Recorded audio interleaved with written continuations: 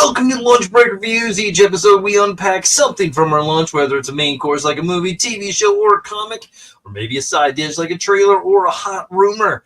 We check out who prepared the meal, see what others are saying about it, and then take a bite ourselves. Breaking it down lunch with the lunch break point system, I'm Bradley Bichin, the self-proclaimed Emperor of Awesome. There is no time to waste. Let's open up the brown bag of goodness and see what's on the menu today.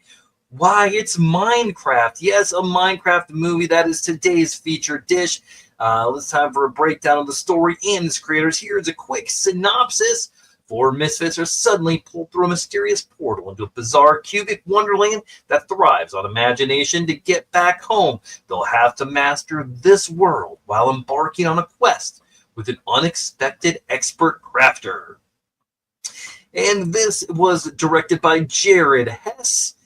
You know him from the Napoleon Dynamite, Gentleman Broncos, and Nacho Libre. That's right. This is also written by Chris Bowman, Hubble Palmer, and Neil Widener. This stars Jason Momoa from Aquaman, Fast X, Sea, Dune Part 1, Stargate Atlantis, and don't forget Baywatch. Jack Black from School of Rock, High Fidelity, Nacho Libre, and King Kong. Sebastian Hansen from Just Mercy and Lizzie's Story. Emma Myers from Wednesday, A Good Girl's Guide to Murder, and The Family Switch. Danielle Brooks, gosh, she was so amazing. Peacemaker, Orange is the New Black, Malhalla, and Close Enough. Let's talk about some of the ratings around all of the things. And the IMDb, that's right, currently has this at a 6.0. Meta 6 out of 10. Metacritic has it at a 47 to 37 critic reviews. User score is a 5.5 with 428 user ratings. Letterboxd currently has this movie at a 2.8 out of 5 of 2.1 thousand fans. Rotten Tomatoes has it at 48%, and the popcorn meter is sitting at an 88%. So what does that tell you? The fans like it a lot more than the critics. You know what? This is a movie, I don't know, it was super hard to be critical about. Maybe we could do that when we get to the lunch break point system. I don't know. But let's go talk a little bit more about what the critics are saying about this movie. We're going to start with all these critic reviews are from Rotten Tomatoes. Katie Walsh from the Tribune News Service, she is a top critic on Rotten Tomatoes. For a wildly imaginative world building project, the film is mostly ghastly to look at. If the possibilities of this world are endless, why does it all devolve into violent, ugly, boring warfare? Okay. Alex Mady from Joe Blow's Movie Network says parents will find themselves having more fun than expected with this movie, while kids and Minecraft fans will be pleased to see their favorite game leap on the big screen. And Michael Ward from Should I See It? As a mindless and thoughtless nostalgia trip that brings Minecraft to life for devoted fans of the game. A Minecraft movie will likely be enough, but it could have been so much more. All right. Go to Rotten Tomatoes, check out full reviews on that. Let's talk a little bit now about some viewer and some audience reviews. Here's my quick little disclaimer. These reviews are chosen based on title alone, and I haven't read them beforehand. So let's dive in together. Please excuse any mispronunciations as I read them exactly as they appear, punctuation quirks and all.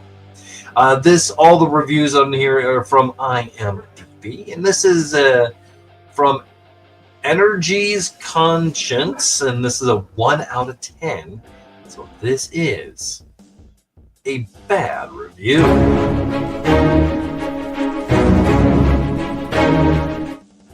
This is titled, They Had to Mine Deep in Awfulness to Craft Such a Bad Movie.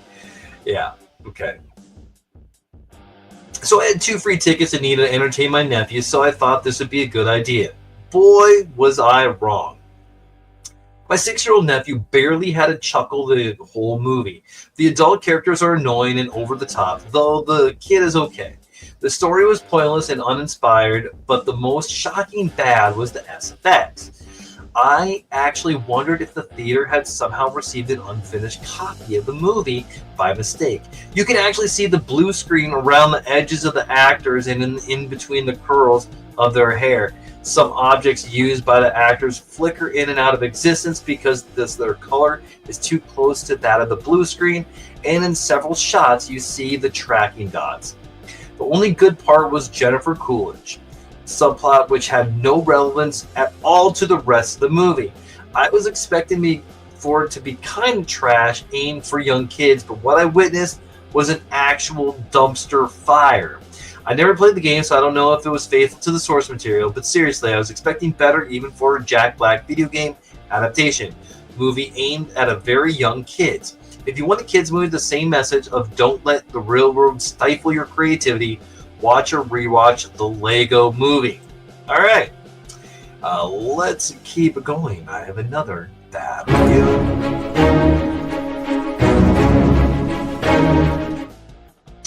This is from IMDb fan dash 847727852, and that is a 2 out of 10, and it's just titled "Why?" Warning: spoilers.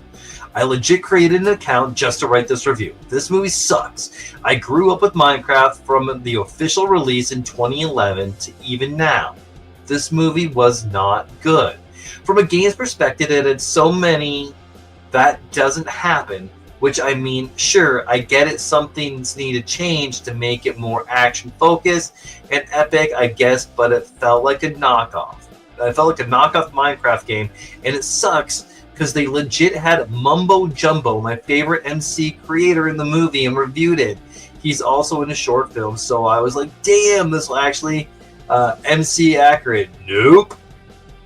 Okay, sure, if it wasn't really like the game, at least the story would be a good, right?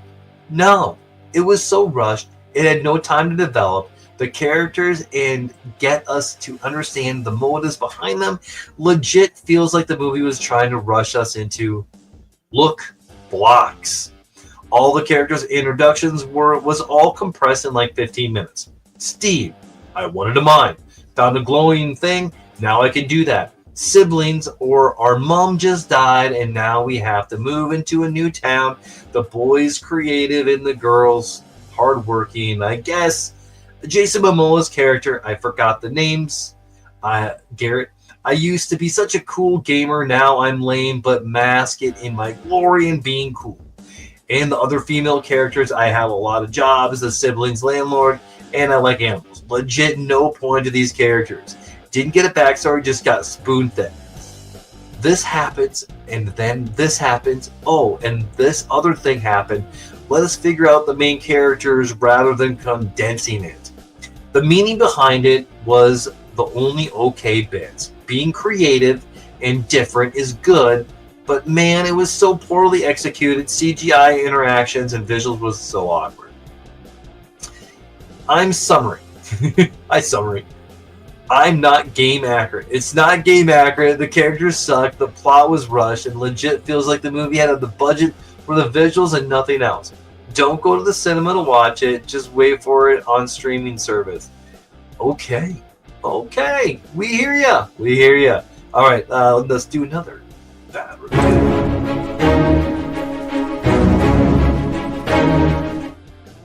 This is a 3 out of 10 and is called a poor adaptation of one of the best games ever made. This film had all the ingredients to make a great adaptation, but it just didn't use them correctly. The writing was inadequate, the characters were uninteresting, and the story was dull. It completely lacked the ambience you feel when you play the game. If I was making this film, I would have made it so the main characters were animated just like the game and voiced by actors. I would have added a whole lot more music from the game, and I would have actually made sure that everything in the film was accurate to the game. I would have done all that and made sure that the story, characters, and writing were all actually good and not just lazily thrown together just to please kids and mindless adults. I know a lot of people are saying that it's for kids, so who cares? But the Sonic films are for kids, and they're great films, especially the third one that came out recently, which is probably the best one out of the 3. Jack Black was mediocre as Steve. I love him so much as an actor, but he just didn't fit the role at all. Maybe if he was voicing an animated Steve, it would have been better. Jason Momoa was good enough as Garrett. He was probably one of the only things that I kind of liked about the film.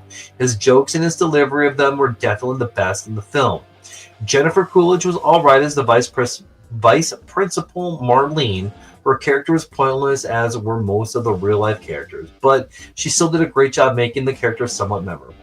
The only reason that I'm giving this film 1.5 stars is because of the impressive work they built, the appealing CGI, and the fact that they mentioned the idea of how creativity is the heart of the game. I did really like the Dante TDM cameo and the tribute to Technoblade. Overall, this is a very poor film and a hard watch. I just wish they would have made it animated like the Super Mario film. I promise that I'm a fun person.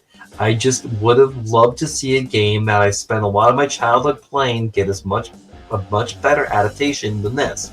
I think it's kind of an insult to the game. It's much harder to create than it is to destroy. Okay, we're going to go ahead and work into some good reviews, and then we'll talk about it all. All right, so here is a good review.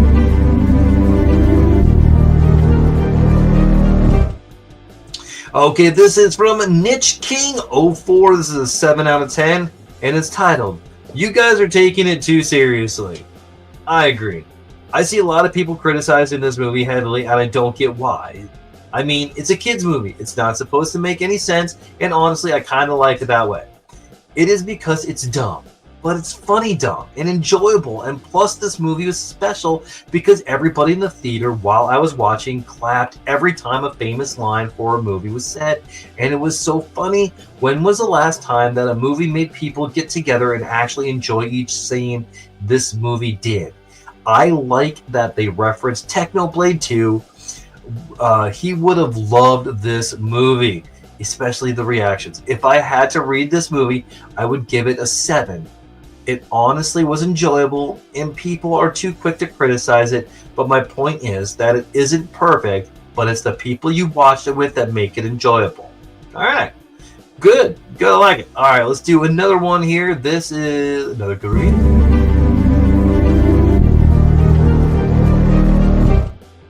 Alright, this one is an 8 out of 10 from Crooked Nose 94 and is titled Chicken Jockey. Alright, memes aside, this film had my son and I laughing the whole way through, as well as the rest of the audience. We love Minecraft, and while we are slightly disappointed with the absence of some important elements from the game, we are very stoked that there were a few Easter eggs and honorable mentions within the movie that we weren't expecting. I really liked the beginning of the film. I thought of Jason Momoa's character to be really the centerpiece of the movie. Steve almost seems like he's just there to give the audience a tutorial and a lot of quotes, which have been stuck in our head for weeks now. I actually quite like the mix of real set and props with the CGI. I think the trailer kind of lacked showing some of that side of the art direction. Good blend in my opinion. The movie as a whole definitely felt like an adventure. I'm going to see it again next weekend. Yes, it's that entertaining. Simple. Okay. Chicken Jockey, yeah, Crooked Nose 94, we get you. Let's do another good review.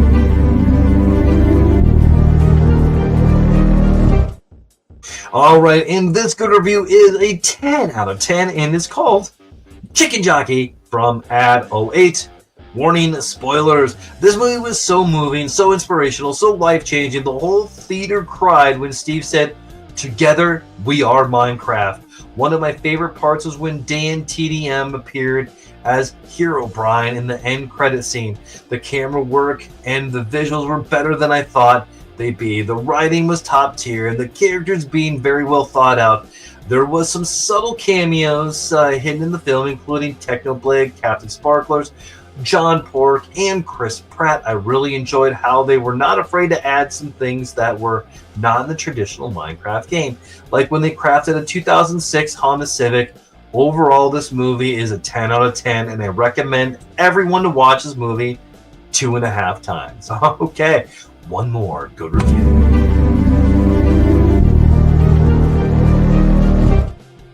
I'll give this one B. Yoakum, and it's a 10 out of 10, and called the single greatest film ever produced. Warning, spoilers. Words cannot describe the masterpiece that just blessed my eyes. This movie is one of the greatest achievements in modern filmmaking, with witty phrases such as chicken jockey and flint and steel. Just adds that much more to an already engaging, mind-altering story. Jack Black gave us one of the best portrayals for any protagonist in movie history and will leave you speechless. Jason Momoa delivers one of the best performances for a side character you'll ever see, having you wishing the movie would never end. The story encapsulates you from the first few minutes, and you never look back. If you thought you've seen a masterpiece in storytelling, you have not watched this movie yet. The engaging story will leave you emotional and craving for more. The visual effects used in this movie surpass anything I have ever seen. It felt like I was living inside Minecraft along with Steve while he says, "Release." While water buckets clutching, the movie has zero flaws outside the fact it ended. This is truly one of the greatest things to ever be created, and I don't think anything will surpass this. 10 out of 10. Okay. Woo! We went through a bunch of reviews. We got some good, we got some bad, we got some in the middle there. So what do you think? Were there any good points in there? I know kind of what I think, and I agree. There's movies that you got to be critical on, and then there's some movies you got to look past some of that. And I think this is one of those movies we got to look past some of that. So with all that being said, here's a few questions for you. Do you agree or disagree with the reviews? Were there any points in the reviews that you didn't think of? Were the reviews actually valid? Was there just some haterade in there? We heard from the critic. We heard from the audience. It is time now to put this in the lunch break point system. The lunch break point system is a unique lunch-themed rating system designed to help you decide if a movie or TV show is worth your time. Each title is scored across 5 key categories: story, characters, entertainment, visuals, and rewatchability, with up to 5 points per category for a total of 25 points. Bonus points can be awarded for standout elements like fog, which is like the movie Fog, Oscar worthiness, or deducted for major missteps, cringe factor.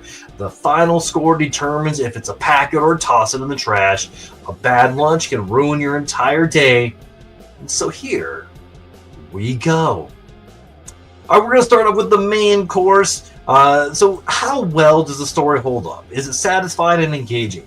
For 1 point, bland and undercooked. 3 points, it's going to be like decent but missing something. And for 5 points, rich, flavorful, and fulfilling. Okay, so I'm definitely thinking it's going to be in between at least a 3 to a 5. So be saying that, the main course, I enjoyed it. I really, really did. Was it missing anything? I don't think so.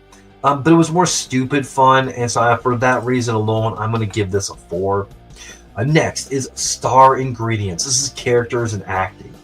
Are the performances strong? Are the characters well developed? For 1 point, flat, forgettable. For 3 points, some great performances but uneven, and 5 points, iconic, perfectly seasoned. You know what? So I think we're going to probably do a lot of 4s in this one, because I do think some of the characters were developed better than some of the other ones, but also some of them had a better, more chance to do that. The boy, the brother is, well, I can't think of his name right now. Look back up to the actor, Sebastian Hansen. Yeah, he was so good in this. Jason Momoa and Jack Black, I thought were really, really good in this. You know what? I don't think it was perfectly seasoned, but I think I would give it like a 4.5, which I would round up to a 5. So there you go. I'm going to give you a 5 on that. Next, plating and presentation. This is the entertainment value of it. Was the movie fun? Did it hold your attention throughout? 1 point. Boring, felt too long. 3 points, engaging but had some dull moments. 5, every bite was exciting. And you know what? Sometimes you just need some good dumb humor. It knew exactly what it is. I'm giving this one a 5 all the way on that one. And next, I'm sorry, flavors that pop. I gave the wrong thing there. Okay. Plating and presentation. So flavors that pop, that was the entertainment value. Plating and presentation of the visuals and and style. Cinematography, effects, and direction doesn't look appealing. 1 point sloppy, poorly made. 3 points competent but uninspired. And for 5 points, beautiful and busy. This more in like a 4. It did have a couple dull moments, I think, but it wasn't really good to look at. I'm gonna go for a 4. My gut's telling me a 4. All right, so we are up to 18 out of 18 points. We have 5 to go. Leftover. This is rereadability, collectability. We're talking about comics, which are not. Would you watch this experience again? Yes, absolutely. So right there, I'm at least going to give it a 3. A classic that gets better with time. Yeah, I'm going to give this a 4 again on that, just because it was pretty good, and I do plan on watching it at least one more time, which gives us to 22 points. Okay. 22 out of 25 right now. Let's see if there's any bonuses that we can add to this. So right now, for bonuses, I have the soundtrack / bonus. I could give a point there because Jack Black is awesome in this. Maybe. You know what? Yes, I am giving this. No, I didn't download the soundtrack. So you know what? If I didn't download the soundtrack, it must not slap as much as I think it did. But Oscar-worthy acting, probably not. No. Instant classic, no. Pacing perfection. The movie is tight, never drags. You know what? I do agree with it. It went really, really good and just kind of flew all the way through. So I will give it 1 point for that. And well, comedy gold bonus. A comedy is actually hilarious. It's funny. I wouldn't say hilarious. It's funny. Jump scares, yeah, that's not going to be in here. Iconic scenes. The chicken jockey is a pretty freaking iconic scene. You know what? That's more memeable than scene, I think. So I'm gonna pass on that bonus point, but I am gonna give it a point for the movie Fog. How immersed am I in this? Because I was very, very immersed in it. So I am gonna give it 2 bonus points. We are up to 24 points, but we've got our penalties to go through. So let's take a look at penalties. I got a pacing drag penalty. Movie feels too slow or bloated. No. Sequel baiting too hard. There was some of that, but was it enough for a penalty? I don't think so. I think it did pretty good. Was there a cringe factor involved? No, I don't know. Was this a burnt to a person? Over CGI heavy, bad effects, or visually messy? You know, we had that review, and they called out a bunch of things that they saw. I didn't see that, and so I'm not going to give a penalty for that. Predictability problem. There are no surprises too for me. Like, I think there was some of that, but I don't think there was enough of it because I was still in that movie fog. So, and last, the cringe factor, eyes rolling, shaking my head. No, I think we're not going to give any penalties for this one. So we are going to score this in a total of 24 points. That is a 24 points out of 25.